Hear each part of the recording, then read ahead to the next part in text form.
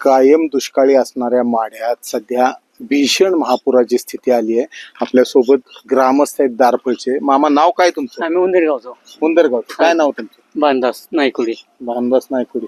किती वर्षात असा कधी पाऊस बघितला? मला वय झाले 80. बर ही पहिले 2 किलोमीटर पाणी आहे. वस्ती आहे 2 किलोमीटर तिकडे. बर आता तुम्हाला घराकडे जायला रस्ता नाही का?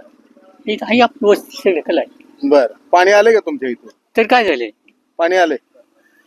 काय सध्या पाणी प्यायच्या पाण्याची काय अवस्था आहे? मग 15 रुपयाला काय काय 15 रुपयाला हा विकत द्यायला लागलेत पाणी. काय नदी किनार फिल्टर बंद पडलं ना, लाईट नाही. पाणी मोटर गेले. मग आता घरात कोण कोण अडकले? घरात आमच्या अजून कोण नाही गावात. आम्ही माता म्हातारी नातू इथं असतो. बर झोपाय बर घर आमचं लांब आहे गावाच्या बाहेर. खायचं काय परिस्थिती? मग आता पाणी नाही, पाणी 15 रुपये घागर घ्यायची, खायचं काय? घेतल्याशिवाय मार्गच नाही की प्यायचं काय आणि खायचं काय? खायला हाय पिठे आता बोललं तर दळायची पंचायत.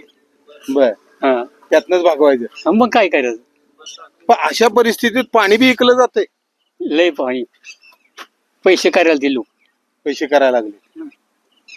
एका बाजूला पूर स्थितीत मदतीला सर्वजण धावत असताना काही ठिकाणी गावात मात्र पिण्याच्या पाण्यासाठी 15 रुपयाला घागर विकली जाते आणि विकतचं पाणी घेतल्याशिवाय या लोकांना प्यायला पाणी सध्या नाहीये. खाण्यासाठी सुद्धा घरात जी थोडंफार पीठ होतं ते आता संपत आलेलं आहे. लाईट नसल्यामुळे गिरण्या बंद आहेत. आता खायचं काय हाही प्रश्न आहे.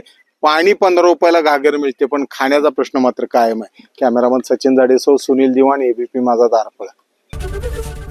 एबीपी माझा, उघडा डोळे बघा नीट.